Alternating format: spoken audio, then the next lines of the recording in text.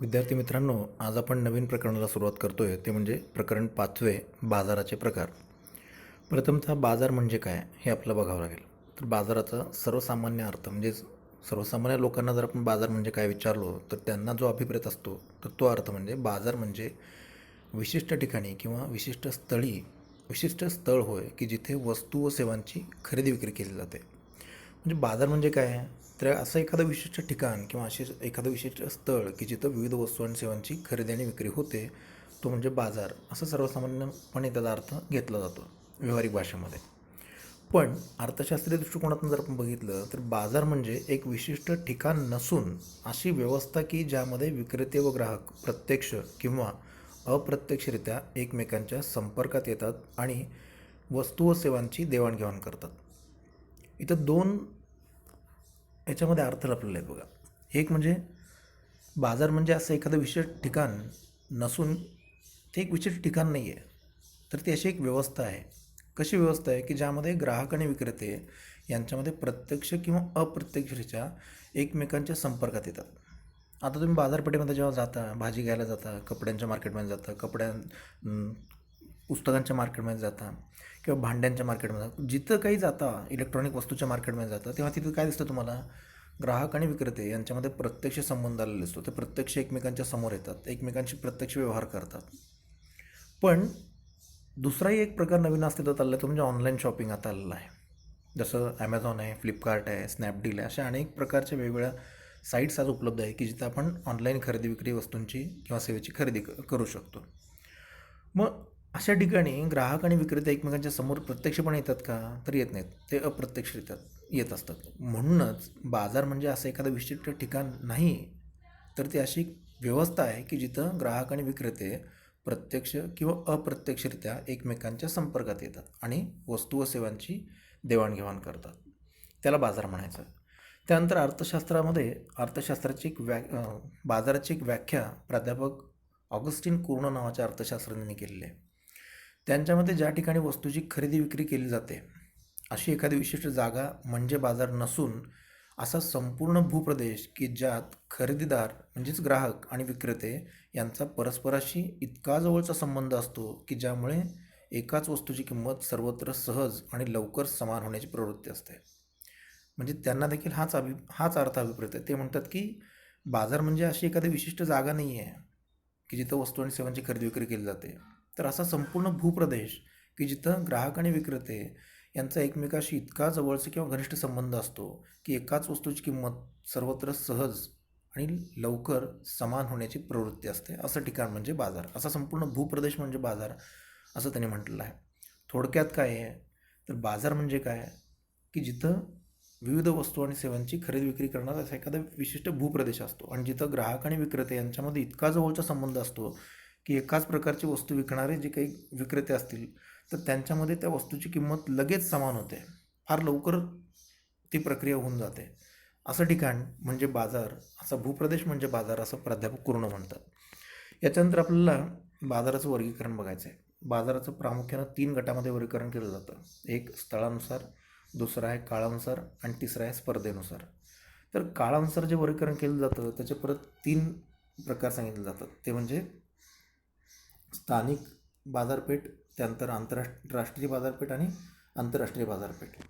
त्याच्यानंतर काळानुसार जे काही वर्गीकरण केलं जातं त्याच्यामध्ये पहिली बाजारपेठ आहे ती म्हणजे अत्यल्पकाळ, त्याच्यानंतर अल्पकाळ, त्याच्यानंतर दीर्घकाळ आणि अतिदीर्घकाळची बाजारपेठ.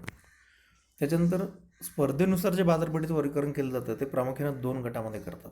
एक पूर्ण स्पर्धेची बाजारपेठ आणि दुसरी आहे अपूर्ण स्पर्धेची बाजारपेठ. या अपूर्ण स्पर्धेच्या बाजारपेठेचे परत 3 गटामध्ये वर्गीकरण केलं जातं. एक मक्तेदारीची बाजारपेठ, दुसरा आहे अल्पाधिकार आणि तिसरा आहे मक्तेदारीयुक्त स्पर्धा. तर आता हे जे काही वर्गीकरण केलेलं आहे तर या वर्गीकरणाचं आपल्याला परत डिटेलमध्ये सगळं स्पष्टीकरण बघायचं आहे. तर त्यातला पहिला प्रकार बघूया आपण, तो म्हणजे स्थळानुसार वर्गीकरण.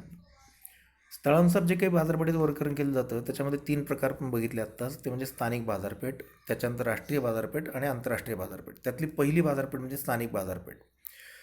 स्थानिक बाजारपेठ याचा अर्थ ज्या ठिकाणी वस्तू उत्पादित होते त्याच ठिकाणी तिची विक्री जर होत असेल तर तिला स्थानिक बाजारपेठ असं म्हणतात. उदाहरणार्थ आपल्या अवतीभोवती बघा तुम्ही, आपल्या अवतीभोवती जी काही मार्केटमध्ये भाजीपाला विक्री केली जाते किंवा बेकरी उत्पादनं असतात किंवा तुमच्या आजूबाजूला असलेलं एखादा भेळ विक्रेता असेल, एखादा वडापाव विकणारा असेल, तर याचं उत्पादन कुठं होतं? स्थानिक लेवलला होतं आणि त्याची विक्री देखील त्याच ठिकाणी होत असते. तर याला आपण स्थानिक बाजारपेठ असं म्हणूया. त्याच्यानंतर दुसरी बाजारपेठ ती म्हणजे राष्ट्रीय बाजारपेठ. ज्या वस्तूचं उत्पादन एखाद्या विशिष्ट देशामध्ये होतं आणि त्याच देशामध्ये त्याची विक्री केली जाते, त्याला आपण राष्ट्रीय बाजारपेठ म्हणतो. म्हणजे देशामध्ये कुठेही त्याचं उत्पादन होत असेल पण विक्री मात्र त्या देशाच्या सीमेअंतर्गतच होते, त्याला आपण राष्ट्रीय बाजारपेठ म्हणतो.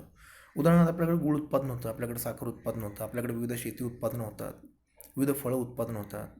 या सगळ्यांची विक्री जर देशामध्येच केली जात असेल तर त्याला आपण राष्ट्रीय बाजारपेठ म्हणतो. तुम्ही एखादं फळ पिकवलं तुमच्या शेतामध्ये, एखादं पपई असेल, डाळिंब असेल, द्राक्षे असतील आणि त्याची विक्री तुम्ही तुमच्याच जिल्ह्याच्या ठिकाणी न करता इतर राज्यांमध्ये करत असाल किंवा आणखीन दुसऱ्या प्रदेशामध्ये जाऊन करत असाल, म्हणजेच आपल्या देशामध्ये दुसऱ्या प्रदेशामध्ये जाऊन करत असाल तर त्याला राष्ट्रीय बाजारपेठ असं म्हणतात.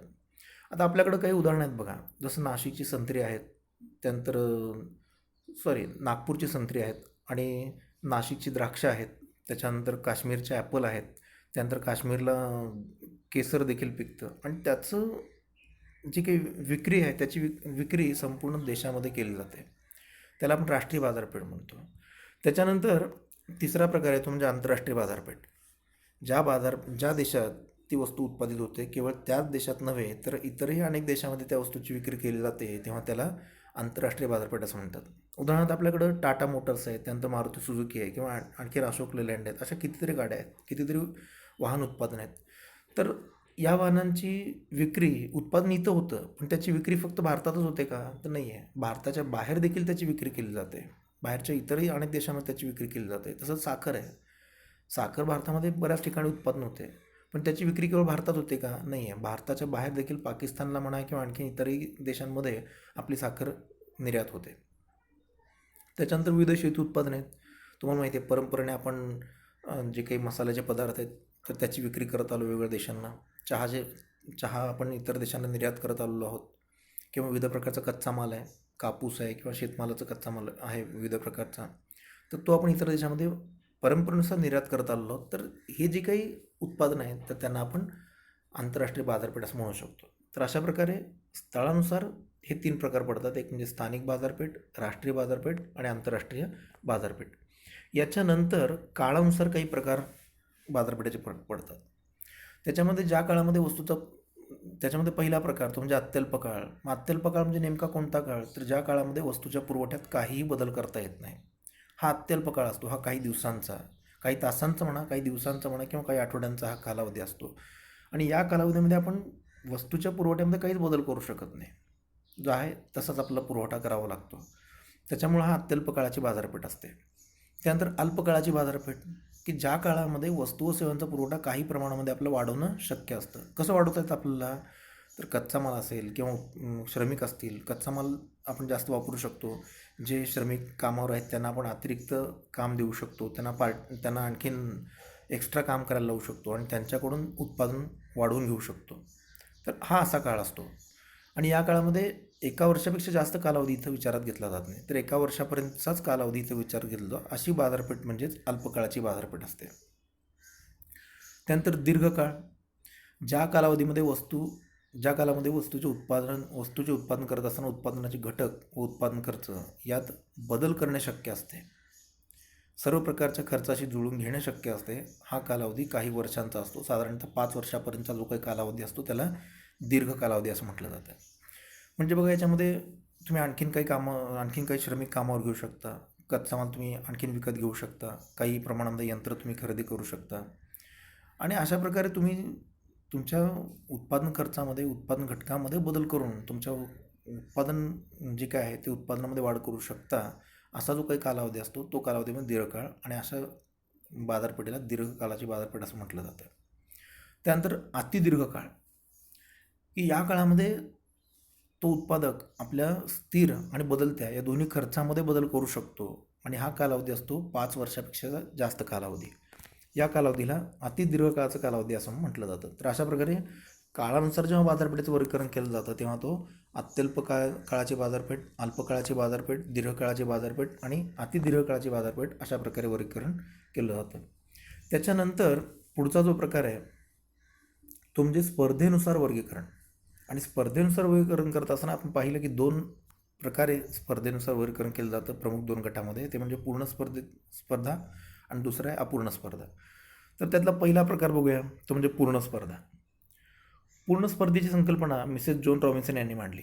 ते असं म्हणतात की जेव्हा प्रत्येक उत्पादकाच्या उत्पादनाकरता असलेली मागणी ही पूर्णतः लवचिक असते तेव्हा पूर्ण स्पर्धा अस्तित्वात असते. याचा अर्थ नेमका काय? तर अशी बाजारपेठ की ज्या बाजारपेठेमध्ये एखाद्या उत्पादकाने त्याच्या उत्पादनाची किंमत थोडी जरी कमी केली तर त्याची मागणी प्रचंड प्रमाणात वाढते, किंवा किंमत थोडी जरी वाढवली तर मागणी प्रचंड प्रमाणामध्ये कमी होऊ शकते. अशी अवस्था ज्या बाजारपेठेमध्ये आपल्याला दिसून येते ती बाजारपेठ म्हणजेच पूर्ण स्पर्धेची बाजारपेठ असं म्हटलं जातं. परंतु हा बाजारपेठेचा एक आदर्श आणि काल्पनिक प्रकार आहे. अशी बाजारपेठ आपल्या जगाच्या कोणत्याही देशामध्ये पाहायला मिळत नाही वास्तवामध्ये. या पूर्ण स्पर्धेची जी बाजारपेठ आहे त्या बाजारपेठेची काही वैशिष्ट्य आहेत. त्यातलं पहिलं वैशिष्ट्य आहे ते म्हणजे असंख्य ग्राहक व असंख्य विक्रेते. पूर्ण स्पर्धेच्या बाजारपेठेमध्ये ग्राहकांची संख्या ही असंख्य असते. मी काय म्हणतो हे लक्षात घ्या. असंख्य असं म्हणालो मी. म्हणजे एक असते का? नाही. अनेक असते का? नाही. तर असंख्य असते. असंख्य म्हणजे नेमकी किती? तर ती संख्येमध्ये आपण मोजूच शकत नाही. तुम्ही जर आकाशामध्ये बघितलात संध्याकाळच्या वेळेस किंवा रात्रीच्या वेळेस तर तुम्हाला असंख्य असे चांदण्या दिसतात, तारे दिसतात. त्यांचे मोजमाप तुम्हाला करता येतं का? करताच येत नाही. किंवा समुद्रामध्ये किती थेंब पाणी आहे असं जर तुम्हाला कोणी विचारलं तर तुम्ही सांगू शकाल का? सांगू शकत नाही. तर एवढी मोठ्या प्रमाणामध्ये पूर्ण स्पर्धेच्या बाजारात ग्राहक आणि विक्रेत्यांची संख्या असते. आणि त्याच्यामुळं कुठलाही एखादा वैयक्तिक ग्राहक आपली मागणी बदलून वस्तूची किंमत बदलू शकत नाही, किंवा कोणताही एखादा वैयक्तिक विक्रेता आपल्या वस्तूचा पुरवठा बदलून त्या बाजारात त्या वस्तूची किंमत बाजारामध्ये बदलू शकत नाही. म्हणजे अशा प्रकारे असंख्य ग्राहक आणि विक्रेते या बाजारपेठेमध्ये असून दोघंही वैयक्तिक मागणी आणि पुरवठ्यामध्ये बदल करून त्या वस्तूची किंमत बदलू शकत नाही. अशा अवस्था बाजारपेठेमध्ये असते. हे त्याचं पहिलं वैशिष्ट्य आहे. त्यानंतर दुसरं वैशिष्ट्य ते म्हणजे या बाजारपेठेमध्ये ज्या वस्तू विक्रीसाठी आलेल्या असतात त्या सर्व वस्तू एकजिन्सी असतात. म्हणजेच ज्या वस्तू या बाजारपेठेमध्ये उपलब्ध असतात विक्रीसाठी त्या वस्तू रंग, रूप, आकार, चव, वजन आणि वेष्टन या सर्व बाबतीत त्या सारख्या असतात. म्हणजे उदाहरणार्थ बघा, तुम्ही पार्लेचा एक पुडा घेतला जो काही 5 रुपयाला 10 रुपयाला पुडा असतो. तो पुडा तुम्ही भारतात कुठेही गेलात देशभरामध्ये तर तो 5 रुपयाचा पुडा कुठेही गेलात तरी तसाच दिसतो. रंग, रूप, आकार, चव, वजन आणि वेष्टन. किंवा एखादं कॅडबरी डेअरी मिल्क चॉकलेट घेतलात तुम्ही, एक 20 रुपयाचं चॉकलेट घेतलात तर 20 रुपये किमतीचं डेअरी मिल्कचं चॉकलेट तुम्ही महाराष्ट्रात घ्या किंवा गुजरातमध्ये घ्या किंवा आणखीन भारतामध्ये कुठेही घ्या, ते तुम्हाला रंग, रूप, आकार, चव, वजन आणि वेष्टन या बाबतीत सारखंच आढळणार आहे. तर अशा पद्धतीने या पूर्ण स्पर्धेच्या बाजारपेठेमध्ये ज्या वस्तू विक्रीसाठी आलेल्या असतात त्या पूर्णपणे एकजिन्सी असतात. हे त्याचं वैशिष्ट्य आहे. त्याच्यानंतर तिसरं वैशिष्ट्य ते म्हणजे मुक्त प्रवेश आणि मुक्त निर्गमन. या बाजारपेठेमध्ये जे काही उत्पादक विक्रेते असतात तर त्यांना असं वाटलं की आपण प्रस्थापित बाजारपेठेमधून बाहेर पडावं, आपण जे काही उत्पादन करत आहोत ते उत्पादन बंद करावं आणि दुसरं काहीतरी उत्पादन सुरू करावं. ते कधी करू शकतात. म्हणजे त्यांना कधीही निर्गमन करता येतं, कधीही ती बाजारपेठ सोडून ते बाहेर जाऊ शकतात. किंवा एखाद्या विक्रेत्याला असं वाटलं, एखाद्या उत्पादकाला असं वाटलं की आपण आता काहीतरी नवीन उत्पादन करावं तर त्यालाही तिथं काही अडचण नसते. त्यालाही कधीही त्या बाजारपेठेमध्ये प्रवेश करता येऊ शकतो. उदाहरणार्थ समजा आता जिओचे जे मालक आहेत अंबानी, त्यांना असं वाटलं की आता आपण टेलिकम्युनिकेशनचं उत्पादन आहे जी काही सेवा आहे त्यांची ती सेवा बंद करावी आणि आता आपण काहीतरी गाड्यांचं उत्पादन करावं. ते कधी करू शकतात. त्यांना अशा पूर्ण स्पर्धेच्या बाजारपेठेमध्ये कोणतंही बंधन असणार नाही आहे. किंवा टाटांना असं वाटलं की आता आपण गाड्यांचं उत्पादन बंद करावं आणि बुटांचं उत्पादन करावं बाटाप्रमाणे, तेही करू शकतात. त्यांनाही कुठलंही बंधन या बाजारपेठेमध्ये असणार नाही आहे. तर अशा प्रकारचं वातावरण म्हणजेच मुक्त आगमन आणि मुक्त निर्गमन या बाजारपेठेमध्ये असतं. त्यानंतर पुढचं वैशिष्ट्य ते म्हणजे या बाजारपेठेमध्ये ज्या काही वस्तू विक्रीसाठी आलेल्या असतात त्या सर्व वस्तूंची किंमत एकच असते. साहजिक आहे, वस्तू एकजिन्सी आहेत.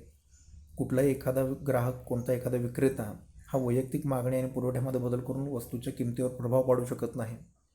आणि वस्तू एकजिन्सी असतात त्याच्यामुळे रंगरूप, आकार, चव, वजन या सगळ्या ते सारखे असणार आहेत. आणि त्याच्यामुळं बाजारामध्ये कुठेही गेलात तरी तिथे तुम्हाला त्या वस्तूमध्ये फरक दिसून येत नाही. आणि मुख्य काय आहे, आत्ता तुम्हाला एक लक्षात येते का बघा, आत्ता आपल्या अवतीभोवती ज्या काही वस्तू दिसतात तर त्याच्यामध्ये वस्तू जरी सारखी असेल तरी त्याच्यामध्ये किमतीमध्ये फरक असलेला दिसून येतो आपल्याला. म्हणजे एक जिन्सी नाही, पण पर्यायी वस्तू असल्या की त्याच्यामध्ये किमतीमध्ये फरक असला दिसतो. कारण जाहिरात खर्च आज मोठ्या प्रमाणात करावा लागतो, परंतु या बाजारपेठेमध्ये जाहिरातीचा खर्चच करावा लागत नाही. सगळ्या बाबतीत वस्तू सारख्या आहेत. रंग, रूप, आकार, चव, वजन, वेष्टन या सगळ्या बाबतीत सारख्या आहेत. असंख्य ग्राहक आहेत, असंख्य विक्रेते आहेत. कोणताही ग्राहक, कोणताही विक्रेता त्यांच्या वैयक्तिक मागणी पुरवठ्यामध्ये बदल करून वस्तूची किंमत बदलू शकत नाही. आणि त्याच्यामुळे बाजारामध्ये कुठेही गेलात तरी त्या वस्तूची किंमत तुम्हाला एकच असल्याचं दिसून येतं. त्याच्यानंतर पुढचं वैशिष्ट्य बाजाराचं ज्ञान. या बाजारपेठेमध्ये जे काही ग्राहक असतात, जे काही विक्रेते असतात, या दोहोंनाही बाजारपेठेचं संपूर्ण ज्ञान असतं. म्हणजे ग्राहकाला हे कळत असतं की आपण कोणती वस्तू घ्यायची, त्याच्यामध्ये किती उपयोगिता आहे, ती वस्तू कुठं स्वस्त मिळते वगैरे, हे सगळं त्याला कळत असतं. त्याला किंमत किती द्यायची हेही त्याला कळत असतं. तो आपली सद्सद्विवेक बुद्धी वापरून या बाजारपेठेमध्ये वस्तू आणि सेवांची खरेदी करत असतो. तर विक्रेता जो असतो त्या विक्रेत्याला देखील कळतं की उत्पादनाचे घटक आपण कुठून घ्यावेत, कुठला उत्पादनाचा घटक किती दर्जेदार आहे, आपल्या उत्पादनाला किंमत कुठे मिळणार आहे, कशी मिळणार आहे. आणि सर्वच प्रकारचं बाजारपेठेचं ज्ञान या उत्पादकाला असतं, तसंच म्हणजे उत्पादक विक्रेत्याला असतं, तसंच त्या ग्राहकाला देखील असतं. म्हणून पूर्ण स्पर्धेच्या बाजारपेठेमध्ये ग्राहक आणि विक्रेते या दोघांनाही बाजारपेठेचं संपूर्ण ज्ञान असतं, असं वैशिष्ट्य सांगितलं जातं.